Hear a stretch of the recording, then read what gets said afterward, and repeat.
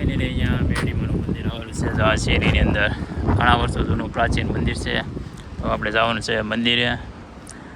ઘણા વર્ષો જૂનું છે. પહેલાં જો અહીંયા કંઈક ગામ હતું આ ઊંચાકોટના, જ્યારે કાળિયા પહેલાં વખતનું આવું બધું હતું, ખંડેર બધું જોવા. નાના નાના મકાન હતા, પહેલાં વખતના મકાન છે આ બધા.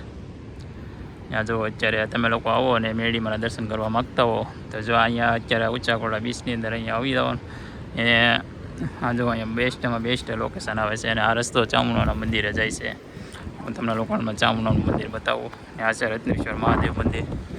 ને જો અહીંયા એક્ઝેક્ટ બાજુમાં ધજા દેખાય ને સીધો રસ્તો અહીંયા નીકળે છે. ને આવડા પણ રસ્તો છે. જો આ રસ્તો છે ને એના મંદિરે જ નીકળે છે. ચાલો તમને લોકોને મેડીમાના દર્શન કરાવું.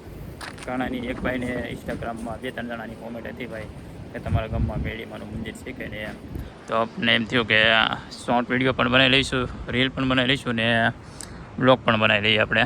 તો બ્લોગ પણ આવશે ને રીલ પણ આવશે મેડીમાના મંદિરની. તો ભાઈ જો અહીંયા આવી શેરી છે. અમારા ગામમાં પ્રાચીન મંદિર એટલે કે ઘણા વર્ષો જૂનું આ મંદિર છે મેડીમાનું. તો હવે જવાનું છે મેડીમાનું મંદિરે. એક બીજું પણ આવેલું છે એ ખાડાવાળા મેડીમાં કહે છે. ને આ મેડીમાં આ વર્ષો જૂનું મેડીમાં છે. અહીંયા મંદિર છે ને વર્ષો જૂનું છે, ઘણા વર્ષો પહેલાંનું પ્રાચીન મંદિર છે.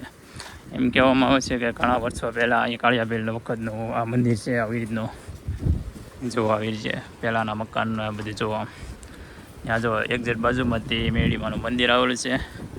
આ મંદિરે તો મારા કેટલા છે 29 વર્ષ થયા છે. 29 વર્ષની અંદર આ પહેલી વાર ને એક વખત આવી ગયો અને આ બીજી વખત આ મેડીમાના મંદિરે આવેલો હતો. ને મને પણ નહોતી ખબર કે અહીંયા ગામની અંદર આ મેડીમાનું મંદિર છે. કેમ કે 2 થી 3 વર્ષ પહેલાં હું અહીંયા આવ્યો હતો. તો કાળિયાબેલ વખતનું મંદિર છે, ઘણા વર્ષો જૂનું છે, પ્રાચીન મંદિર. તો હવે દર્શન કરી લઈ મેડીમાના. તો તમે પણ દર્શન કરી લેજો અને કમેન્ટમાં જય મેડીમાં લખી નાખજો. તો જય મેડીમાં. તો આપણે દર્શન કરી લઈએ. ત્યાં અહીંયા દર્શન કરવા હોય ને તો એક્ઝેક્ટ બાજુમાં જ છે. મેડીમાના દર્શન કરવા હોય ને તો અહીંયા વહી આવજો. જો અહીંયા તમે લોકોને બતાવ્યું લોકેશન, આ લોકેશનની એક્ઝેક્ટ બાજુમાં જ છે મેડીમાનું મંદિર. ને ખૂબ સરસ મજાનું મંદિર છે. અહીંયા આમ જો આ ચૂનવાણી વસ્તુ જોઈએ ને તો અહીંયા ઊંચાકોટાની અંદર કાળિયાબેલ વખતની અંદર અહીંયા એમ કહેવામાં આવે છે કે થોડાક જ ખોડા હતા. જો અહીંયા તો જો પહેલાં અહીંયા ચામુંડાનું મંદિર આવેલું છે ને હું તમને સંપૂર્ણ માહિતી આપું. અહીં ચામુંડાનું મંદિર હતું પહેલાં. ને શિવલિંગ ભોળાનાથનું મંદિર ક્યાં હતું ખબર? આ થાંભલા પાસે. ત્યાં આપણે જવાનું છે. જૂનવાણી શિવલિંગ જોવા જવાની છે, ઘણા વર્ષો જૂની. મને એમ થાય કે આ ગામ બન્યું ને ત્યારનું ત્યાં ભોળાનાથનું મંદિર છે, ઘણા વર્ષો જૂનું. ને એક આ મંદિર, આ 2 મંદિર છે ને જૂનવાણી ઊંચાકોટાની અંદર છે. આ 3 મંદિર. અહીં ચામુંડાના દર્શન કરવાનું આ જૂનામાં જૂનું સ્થાનક હોય ને તો આવડા 3 મંદિર ઊંચાકોટાની અંદર. હવે ભલે બધા જે બધી ગમે બીજા મંદિર બન્યા હોય પણ આ જૂનામાં જૂના મંદિર છે. ને આનો જૂનો ઇતિહાસ બધો જોવા. તો હવે જાય છે ભોળાનાથના દર્શન કરવા માટે. ને આ જોવા પહેલાંના લોકો બધા આવી રીતનું બધું હતું. જોવા આવા બધા મકાન હતા અને આવું બધું અત્યારે છે. અત્યારે દિવાલો ને બધું એવી. ને કમેન્ટમાં ચામુંડાના દર્શન કરી લેજો, ધજાના પણ દર્શન કરી લેજો. જો આ ચામુંડાનું મંદિર છે. ને કમેન્ટમાં જય ચામુંડામાં લખતા રહેજો. એવા તમને લોકોનો બતાવવા જાઉં છું. આપણે આ દરિયાનો સીન તમને દરિયાની એક્ઝેક્ટ બાજુમાંથી ચામુંડા મેડીમાનું મંદિર આવેલું છે. ત્યાં જાવ ને એટલે આ ડાયરેક્ટ તમને હનુમાન દાદાનું મંદિર આવશે.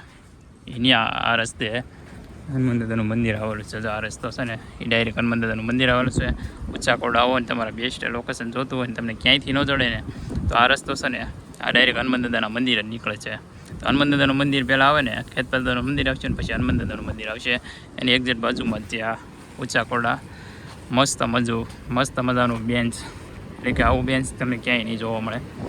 તો કેટલું બધું સરસ મજાનું છે ને બેસવા માટે. અહીંથી શાંત વાતાવરણ ને કુદરતી પવન.